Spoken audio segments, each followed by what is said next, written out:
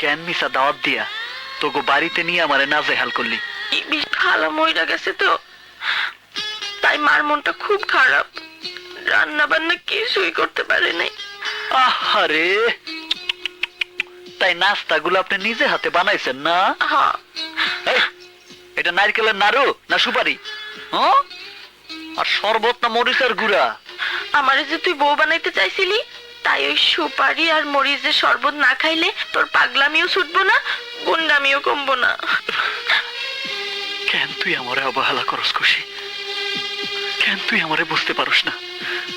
কেন বুঝতে চাস না?